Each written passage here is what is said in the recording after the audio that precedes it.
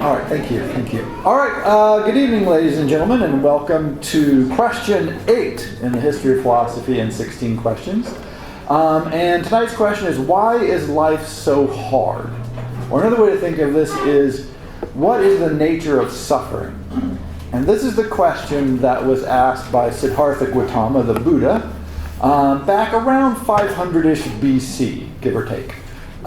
So during this period, all kinds of intellectual and philosophical ferment was going on in India and all over the rest of the world, actually. So it's quite a generative period.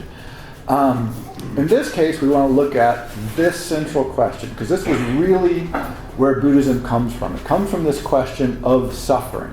So just briefly, you may know it, but the brief history of Siddhartha Gautama is he was the son of a wealthy guy, sometimes a prince or a king or just an important local potentate, up towards Nepal, by the way. And his father had heard prophesied when he was born that he would either be a great emperor or warrior, or that he would be a holy man. And his father thought, holy man, that's a terrible idea. so he decided to sort of sequester him inside the palace grounds. And so he grew up among wealth and plenty and beauty and joy and all of the pleasures of the world. And the theory is that he did not know the suffering of the world, that this is what he had been shielded from. And he gets married, and he has a son. Of course, it's a son because sons are good, daughters not so good, so it's got to be a son, right? So everything good in the world he experienced, and he didn't experience the bad, of course, in theory. And then one day he either leaves or is taken out by a servant. The story varies slightly. And he sees a sick man, an old man, and a corpse. And it kind of goes, wow, wait a second. All of the splendor and joy and pleasure and plenty and beauty that I've been living in is transitory, is temporary. And then he sees a holy man, an ascetic, who's walking along, and he goes, basically talks to him, and the guy's like, look, you can overcome all this. Just relax. And so he decides, I'm going to become one of these holy men. I'm going to leave the palace grounds, and I'm going to enter the world, and I'm going to try to overcome this transitory suffering that I see. So first thing to note in this narrative is, in theory, he did not experience the suffering. And historically speaking, this is completely unique. Historically speaking, most people, most of the time, had no choice. Suffering was simply an is, like gravity. Right? You just experience it as part of your life. But as civilization advanced, and as we were able to have sufficient food and protection and safety and security and good clothing and gardens and palaces, it became theoretically possible for much of that suffering to be reduced. Of course, not eliminated, but to be greatly reduced. And so then what he experienced was the shock of that gap. Most of the time for history, the gap between seeing a corpse or a sick man or an old man and day-to-day life was nothing. There was no gap there. You saw dead people all the time. You saw sick people all the time. You saw old people all the time, old being 30. And this was just day-to-day existence. No one questioned it. But as civilization advanced, you start having this gap open up. So he wasn't complaining about the pleasure that he was experiencing. He was complaining about, in theory, the transitory nature. This is what shook him up. Oh my God, this is temporary. Everything is subject to this decay, this rot, this death. I don't like that. And so he heads out and he studies. He basically experiences everything. He meditates, he fasts, he lives in the wilderness, he starves himself. He tries everything, and nothing is satisfactory to him. Until finally, exhausted, he gets a little bit of food. He finally stops fasting and gets a little food. And he sits under a tree by a river, and he says, basically, I'm not moving until I figure this out. I'm going no place. And so for 6 days he sits, until he achieves enlightenment. And the enlightenment that he achieves are the Four Noble Truths, which we have here. And the first noble truth is all existence is dukkha. And dukkha, how you translate it, of course, is suffering, struggle, pain, fighting, challenge, stress. It basically means that if you exist, you're subject to all of the stress and strain. And this is what he was trying to overcome. That's his second major insight. But notice, this is completely different from most other philosophical systems. If you look at the Stoics are like, oh, pain is sort of going to happen, so here's how you deal with it. You reduce it, but you don't try to avoid it. It's just part of life. This is how you deal with pain. The Epicureans are like, look, if you do this right, you can really minimize pain, and then you can get yourselves to a place where you become more or less indifferent to pain, and you realize that pain is temporary and pleasure is vast, and that life is good. Hinduism, of course, where Buddha is nested in the Hindu Brahmanic tradition that we talked about last time, pain is part of the cycle. It's educational. It's what life to life to life to life. You experience pain, and this helps you with your next life because it's sort of enlightening for you. And you go, oh, don't do that. Do this. It's guiding. And so pain is just part of the process, Buddha says no. Number two, the cause of dukkha or suffering is craving, desire, want, need, holding on to things, trying to resist the transitory nature of the world. When you try and do that, then you get into trouble. This is the source of pain. So if the problem is pain, and he identifies the source, you can imagine where the third one's going to be, right? The third one, if you flip your page there, there is a possibility of addressing dukkha. The cessation is possible. There is a way of dealing with it, and that's by dealing with the craving, of course, which is the cause of the dukkha. And so it is curable. I was trying to think of an equivalent of this, and the closest thing I can come to right now, basically the medical profession and all kinds of research labs around the world have decided that mortality is just basically an error in design. It's a design flaw. And so for all of history, science and medical science tried to help people live healthier, live better, and help them address their illnesses and their sickness. But they did not try and say, we're going to cure death. That's always been sort of that outside. Immortality, interesting, but you're not trying to cure it. You don't just look at it as a problem to be solved. This is the breakthrough that Buddha makes.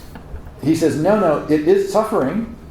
It's simply a problem, and it's a soluble problem. We can do away with this. It's addressable. See, and that's crazy talk, of course, right? So think of life, and particularly life in the time of the Buddha. Again, suffering, pain, struggle, strife, starvation, hunger, illness was just rife. I mean, much more common than our own age, but the human condition. This is what we call the human condition. And he says, this can be escaped. This can be dealt with. This can be addressed. And the way you can address it, of course, is the Eightfold Path. I always think this is cheating, by the way, because the Eightfold Path is the fourth noble truth. So the fourth noble truth has 8 parts. And I don't know. Somehow it seems like the fine print is somehow wrong. But this is the idea. So first to get in your mind is that this is entirely revolutionary. Again, it's the only equivalent I can come up with is now is people going, oh, yeah, you can address mortality. We'll fix it. It's fixable. Which, for all of human history, that's just sort of crazy talk, or the alchemists were up to this, but nobody really believed in it. And now they're just the scientists like, yeah, no, we think we can pull this off. This is what the Buddha is saying. Look, might be hard, might be challenging, but the human condition is addressable at its most fundamental level. You can overcome the suffering. You can overcome the pain. It's not necessary. And so he wakes up from this enlightenment, and for various reasons he's encouraged to teach. They say you have to spread this teaching. And so they begin traveling around and teaching, and this has a certain grip. And of course, this produces the Buddhist tradition. An important thing to note is the tradition of Buddhism traveled. So it went from India to China, from China to Japan, and from Japan and China to the United States and all over the world. And every time it moved, it changed. And so, like with Hinduism, there's they've got a big bunch of books and you can find a version of anything. There's pretty much a type of Buddhism for whatever you want. Like it's like an ever-changing code. It just, but the core of it, and to understand its context, it needs to be within the context of Hinduism. So last time I talked about the three main elements of Hinduism, samsara, number one, which is that everything is cyclical. You're born again, born again, born again. Everything goes through these cycles. Even the universe goes through these cycles. In theory, what the Buddha is saying is you can break those cycles. The endless cycles of Hinduism is just another form of the transitory nature of the universe. And that is defeatable. You can't escape that. You become non-transitory, which is pretty much against the core of Buddhism. Of Hinduism. And so it create a lot of problems because they're like, hey, wait a second, if you can escape the cycle of life, then sort of the whole ethical construct of Hinduism runs into a lot of trouble. The second thing is the Atman, right? That part we talked about, the Hindu belief that there's this core part of you that is your soul or your being that is tied into the universal Brahman, the sort of field of life that is the universe and that you're a part of. Buddhism, no. You've got to let go of that. That is simply another construct that you're holding on to. And so it attacks two fundamental positions within the Hindu tradition. When the Buddha achieved enlightenment, one of the things that was claimed is that he went and reviewed all of his past lives. So it's not that he said there isn't samsara, because apparently he thought there was, because he's in the Brahmanic tradition there, but that itself is misleading. That what I learned from watching all my past lives was that I can overcome my past lives. I don't have to keep doing this. There is a way to stop it. There is this possibility. And so it was this revolutionary doctrine, but within the context of Hinduism. It doesn't say that samsara doesn't exist. It says it does exist, but that it can be overcome. That it is possible to move beyond that. And so how do you do this? And then you have the Eightfold Path, which is in some ways very straightforward, in some ways not straightforward at all. First, right understanding, right vision, really right understanding. And this you can think about it in terms of, so for instance, Socrates says that no man does wrong knowingly.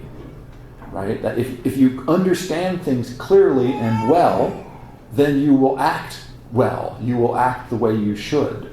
And this will reduce your pain and suffering. That which when you misunderstand causes a lot of problems. Right resolve or it's sort of right internal structural organization. Right? Emotional content. Some of these words are difficult to translate from the Sanskrit or the Pali. But this notion of having the right approach or attitude or feeling towards things. If you approach things with a good heart, you'll feel better about them than if you don't, basically. It's not that complicated in a way. Then you have right speech, clearly enough. Speak clearly, speak truly, speak as well as you can, as opposed to lying, not communicating, misleading, doing the things we tend to generally do with speech, as I always keep talking about, right? It's like the attempt to use language not to communicate. Right action. So do things that are correct and do them in the correct way. So it has both flavors. So sometimes we do wrong things, that creates trouble. Sometimes we do what is theoretically the right thing, but we do it in the wrong way, which is a mix of sort of right resolve and right action. Right? You go, oh, this is the right thing to do, but I have a terrible attitude about it, and so I'm going to do it half-assed, and so then bad things. All right? And then right livelihood. So there are all kinds of jobs that were prescribed that you're not supposed to do, but if you're causing pain and suffering and death and poison and exploitation and all that kind of thing, then you're not doing it right. You're not just creating suffering for other people, but you're actually creating suffering for yourself. And so you really need to avoid the kinds of careers or jobs or things like this that are going to force you to systematically on a day-to-day basis perform deeds or tasks or actions that are, of course, incorrect. Right effort, believing in what you do, doing it whole. Again, not doing it halfway or a quarter of the way. Right mindfulness, paying attention to the right things in the right way at the right time. And then right meditation, getting your mind orderly. This is, again, it's a perfectly simple list, and it's not controversial. So on its face, you just look at that and go, yeah, this makes sense. And it does in a way. The Eightfold Path makes a lot of sense. Do right things in the right way, with the right attitude, feeling good about them, and you know what? It'll be a pleasure. You'll probably reduce your pain. But this is not what the Buddha was driving at. It's not a health program. That's the thing. That's how we've interpreted it. We've taken it and said, oh, you put them on your refrigerator, and you go, my mind will be right today. I'm going to do my full effort today. This is not what the Buddha was talking about in any way. It was to transcend the entirety of your existence. You want to pursue the Eightfold Path. And so I'll talk some ways we get this wrong. One is, when I was doing research for this, all these things come up that talk about, let go of your material desires. Now this is of course sort of vaguely correct, but it's also totally wrong. Because we love materialism so much that we think the materialism is the problem. Which sort of makes it kind of right, but it's wrong, because being attached to material is the least, that's like the tiny minuscule corner of the problem. And just letting go of material desires doesn't do that much for you. Notice how many of these mention material. Oh wait, not a single one. Isn't that odd? And yet if you read, the incredible emphasis, of course, the Western texts place on material desire is because we have a lot of material desire, but because we really think that is what it should be about. And it's pretty clear that it's not what it's about. If it were about giving up material desire, when Siddhartha Gautama became a mendicant, gave away all his materials and went and lived in the woods, he would have been done. But he wasn't done. He kept going. He found that unsatisfactory. So giving up material desires and not giving up material desires, neither of those is good enough. And you can just keep going with this. This is the problem. So same thing, right understanding. I'm going to get my mind right. So now I've got something on the, refrigerator telling me to get your mind right, which is great. Get your mind right. That seems like a good invocation. But what does it mean for your mind to be right? Really what it means is to not be attached to your mind to being any particular way. Because your mind is transitory. Your mind is a trap. You're not trying to make it good or less bad or healthy or insightful or perfect or great or anything. Right mindfulness is basically, and I'm done with my mind. Neither in it nor out of it, neither concerned with it nor not concerned with it. Because again, your mind is transitory. There's nothing permanent there, so you don't want to get hung up on your mind. And so the mindfulness you need is a mindfulness that says, I don't really care about my mind that much. Right? It's weird. So it's always this struggle, right? Because it's this very fundamental, Buddha is attacking the human condition at its root. And so all this simple stuff that sounds good turns out not to be all that relevant, really, to what he was on about. Right speech. By the way, he went years without speaking. This is a common practice in Buddhism. Some monasteries, no speaking at all, which basically is wrong. I'll just call thousands of years of Buddhist tradition wrong, because it is. And it is wrong because now you're hung up on speech. Not speaking and not speaking are equally wrong.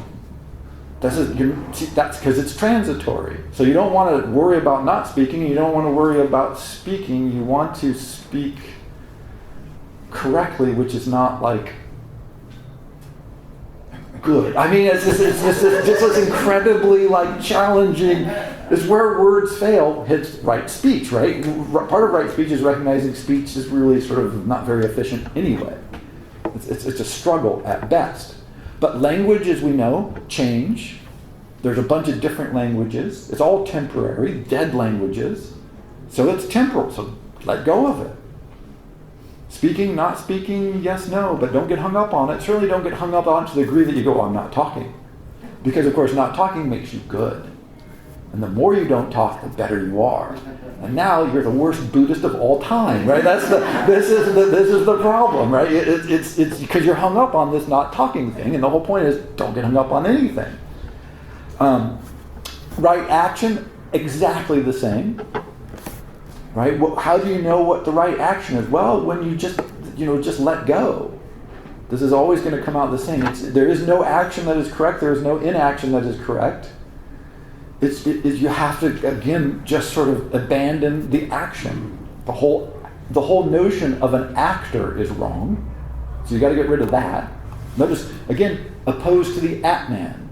You don't have this core of yourself that is eternal and real and being reincarnated. If you did, you're back to Hinduism. What you have is nothing.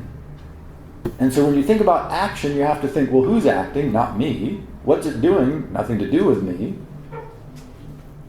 But so if I don't do anything, well, that's wrong too. Right? And so now get rid of me. And then you're getting there. Tricky. Very tricky, all of this. Right? It's not that easy.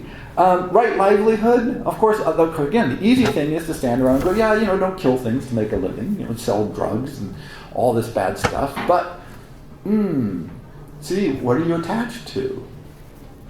Livelihood? Are you attached to livelihood? See, that's wrong right there, because that means you're attached to your life. It means you're attached to like doing things and making money. But you also don't want to get unattached to it, because that's wrong too. Like not having a livelihood is wrong. Having a livelihood is wrong. Livelihood is wrong. The whole concept is misleading you.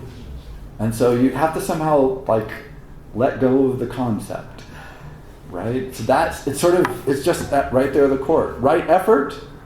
Probably the right effort is to not try everything. It gets very Taoist at this point. Just don't effort. We tend to think about ourselves as doing verbs because that's how our language is constructed. It's a big problem. I am doing verbs. It's like, well, there's no I and there's no verbs. So your right action should take place in a context without an actor or actions. There. Good luck with that. Right? So, that's, yeah, like how, ooh. But, I want to do the right thing. See, so in that sentence, I, wrong, want, okay, there's desire, right? We're right in desire. To do, no.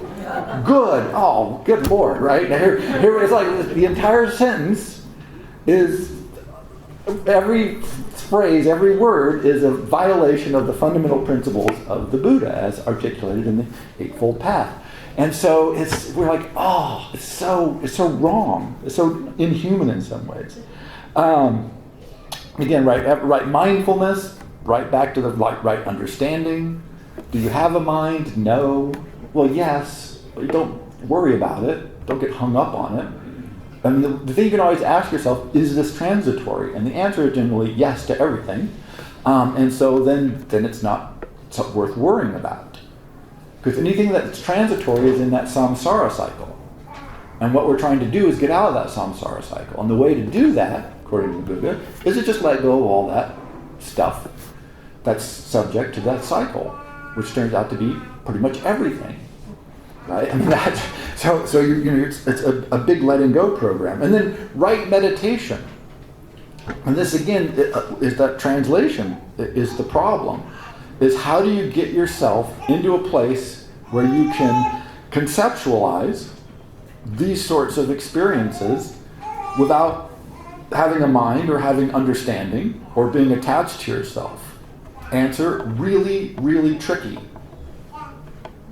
So there's all these meditation practices, of course, because of Hinduism. This is just lifted from Hinduism, but they're not directed, they're sort of pointed in a different direction. It's important to remember that one of the things that the Siddhartha Gautama did before becoming the Buddha was he was the most advanced meditator in the old Hindu system. He was like a master. He had achieved the goal that you're supposed to seek in meditation, and he decided, no, that's not good either. That's insufficient. He moved on from there. And so the narrative of his life, which is of course apocryphal, but the narrative of his life is one of trying every possible solution and finding each one unsatisfactory, and then moving on. And so you have this incredibly profound assault right at the foundation of the human condition. Suffering, hey, let's get rid of that. How? Get rid of everything that you associate with being human. Problem solved. You know, it makes a kind of crazy sense, right? If you just aren't human anymore, as you understand it, somehow maybe you can get rid of the suffering, the struggle, the pain, the strife at the same time. But what's happened over history is this very straightforward. By the way, you know, Four Truths, Eightfold Path. It's not that complicated. In fact, it's incredibly straightforward. It's just totally counterintuitive and really hard to get your mind around. Well, it moved from India to China. And when it did that, it left the Hindu environment. And when it left the Hindu environment, all kinds of things stopped making sense. Right? The concern with reincarnation goes away because the Chinese really didn't seem to have much of a tradition of that. And so what started off as a religious attempt to transcend the fundamental principles of the human condition became an ethical, philosophical concept for how to live well. And this is much more what has come down to us. It's like, oh, you know, yeah, then all this, we can conceptualize all that because it's just motivational books, right? We know these things. They're all over the place. America specializes in motivational books, right? Self-improvement. Now remember, the Taoists stopped that. Right? The Taoists were like big on don't do that. But the tradition that came down was like, oh yeah, look at this. This is a nice set of ethical patterns that I can adopt to make me a better person. Big win. Nothing to do with Buddhism, by the way, but big win. As Buddhism is originally conceptualized. Then, of course, from China it goes to Japan, where it gets really serious monastic traditions grow up in Japan. And it's where we get Zen Buddhism, by the way, of course, comes from Japan, and then that comes to the United States. And so the U.S. encountered this like echo of an echo of an echo of Buddhism. That really has, how much to do with the original concept of Siddhartha Gautama? It's not clear, but probably not very much in the final run of things. But if you go back to India, what happened there? They put all the Hinduism back in. So you'll find all kinds of Buddhist texts that talk about reincarnation and karma and dharma and, you know, your transmigration of your soul, and that your soul is going to come back a bunch of times, and that's the condition, and that Buddhism helps you. Hinduism absorbed Buddhism right back into it. And so when you read about Buddhism or you go look at the text, it's really hard to like unravel which part of this came down originally. But it looks pretty clear that the Four Noble Truths, the Eightfold Path, was the core, because we have it in several texts, both in China and in the Pali tradition, which is sort of Southeast Asia, and in the Indian tradition, the Sanskrit. And they all line up. They all match, even though they were written by different people in different places that didn't have access to each other. So it seems like the oral tradition that passed a lot of this down was written in isolated places and agrees in its core. So we actually have, surprisingly and helpfully, access to what looks like the seed at the center of this. And so, one, keep that in mind. When you read about Buddhism, you really want to know which Buddhism am I reading about, right? Is this a Hindu Buddhism? Is it a Siddhartha Gautama Buddhism? Is it a Buddhism from China, which is very different flavors? Is it Zen Buddhism? Very different again. One way to understand, actually, Zen Buddhism was an attempt to return to the original core mission as they kind of refigured it out backwards in Japan. They're kind of like, oh, wait a second. This seems like we've wandered off a bit. So like the Protestant Reformation, like, hey, maybe we should read the Bible. The Catholic Church was like, no, don't do that. It's crazy talk. Right? And then when they went back to read the Bible, they're like, hey, it doesn't say any of this stuff there. It says Four Noble Truths, Eightfold Paths. It's like, yeah, we'll forget that. Right? We've moved on or something. And so it really was an attempt to try and return to that. But again, at a great distance when it comes to the United States. Another way of thinking about this, so again, Four Noble Truths, Eightfold Path, is to work backwards and go, is suffering bad? So this is one of those questions that the Buddha says, not that it's bad, but that it's overcomable. Which you notice is a very different sort of way of addressing it. Do you want to eliminate it, or do you just want to do without it? By the way, he's also trying to get rid of all kinds of other things that we tend to like. So it wasn't like it just eliminate the stress and this pain that we go, oh, that's bad. Again, it's this whole fundamental strain of the human condition. The Greeks, by the way, I always think the closest analogy I can come is the agon, where we get the word agony from. And the Greeks thought that was great, that you embrace the stress and the pain and the struggle, because that's the human. And so you go with that, and you're like, yes, that's vitality, that's force, that's power. But we tend to go the other way, and we say, no, you want to get rid of, eliminate, overcome, not have to deal with all of this sort of evil material. But what does this mean in practice? So I was trying to think about this in practice, and so I was trying to think of sort of an extreme example, and I have one ready to hand. So let's imagine you're going in for brain surgery, right? So you're going in for brain surgery. This probably makes you the teeniest bit nervous. Why does this make you nervous? It makes you nervous because all kinds of things you're attached to are now under threat. One, it's your brain. And we associate ourselves very much with our brains, and so we don't want people jabbing shit into it. Now, this is not an unreasonable position, I would hypothesize. Right? Two, surgery, particularly surgery where they cut big holes into your head, or any bones at all for that matter. Ooh, we're very attached to our physical existence. We don't like the idea of cutting things open, breaking things off, eliminating things. All of that makes us quite nervous. Well, again, if this would seem to be reasonable. Then there's the whole pain and struggle of going into surgery, recovering from surgery. And then probably the biggest one is the unknown. Right? We don't know the outcome. So here's the Buddhist take on this. First, you never know the outcome. You have to let go of that entirely. Imagine you're driving to brain surgery and you're totally worried about this, and you get hit and die in a car crash. It's possible. It's got to have happened to somebody at some point. Right? And then, which means that you had it all, right? You were wrong. You were just wrong. And that sort of, see, but we don't like that. We like to know that our worries are the correct worries. Because we have a narrative, we have a story, and we're in it. So first you just have to let go of that. It's not that it's a scary outcome, it's that you don't know. And if you could overcome the desire to know the outcome, to just let all that go, well, this is theoretically liberatory. And then this notion that having someone poke stuff in your brain might affect your brain, right? It might affect your sense of who you are, how you think, how you address the world. To which is like, yes, sure, but that changes.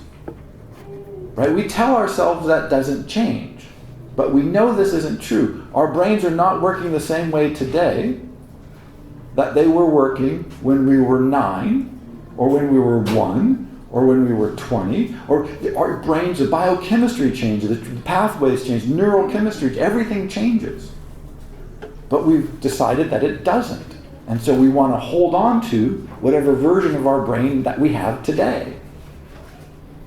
And then there's the physical body, right? Our physical bodies are temples, are inviolable. We don't want them chopped up, penetrated. We don't want the pain associated with it. Even though, of course, this is all nonsense. We know this happens all the time. And so again, if we can let go of all those things, if we can get, this is sort of what right understanding and right mindfulness is, then there's nothing to worry about, because everything you're worrying about is transitory and already changing anyway, and probably the wrong thing to think of in any case. Ooh, really hard though. Right, everybody clear on this? This is going to be really, really hard. Because all of those things we hold dear. And at some point you have to ask, if you let go enough, and this is a question that people have asked throughout history, is are you still actually human? Right? What happens to you if you're able to achieve perfect Buddhistic enlightenment? At that point, are you actually a human being? Because you've transcended one of the fundamental conditions that we associate with being human. So, for instance, non-attachment to, say, friends. Now, this is a good idea, because we know having friends creates problems. Right? Everybody's clear on this, right? It's a mixed blessing. But if you can get over that, on one hand, great, non-attachment, everybody's equal, you see the world through this perfect veil, but now you don't have friends. So it's an interesting ethical proposition that's being given to us. If the way you make effort, or the way you view the world becomes so different from everyone around you that you're essentially existing in a different world, well, you're giving up the world. Right? I mean, you're giving up the world as most humans, for most of the time, experience it. Is this still make you human? It's a real ethical challenge right at the core of Buddhism. Because if you do overcome it through enlightenment, where are you? Notice you're not going to be reborn anymore. This is the goal. So if that's the human condition, you've transcended that.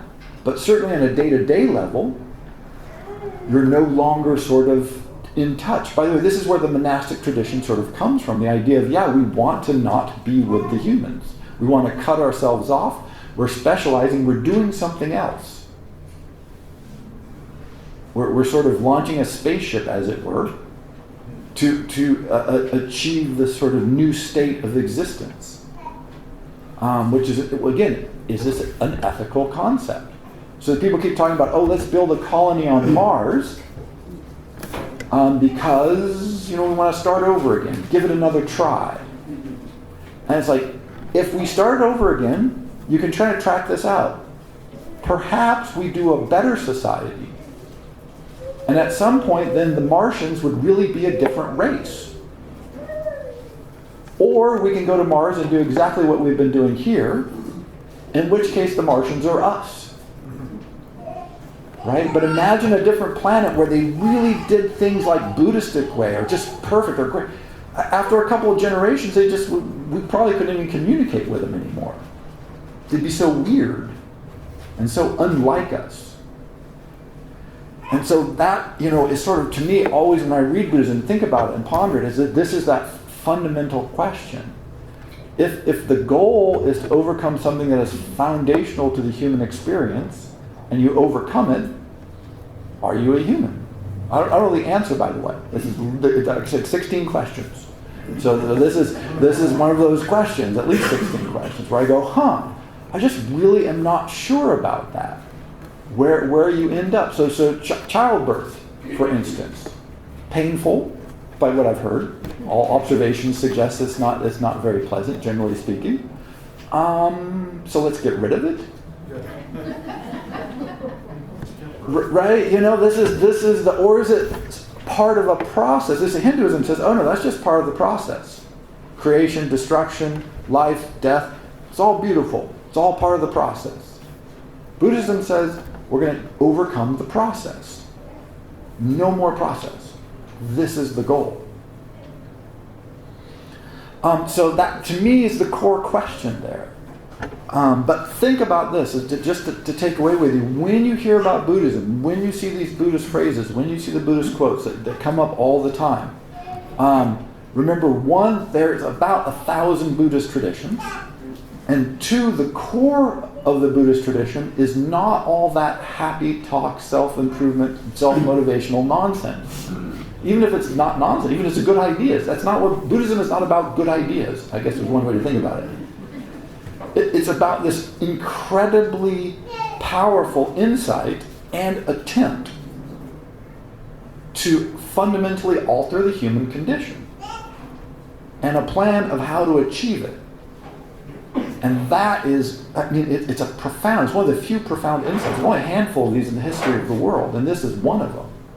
This attempt to say, look, this thing, suffering, attachment, stress, may not be necessary.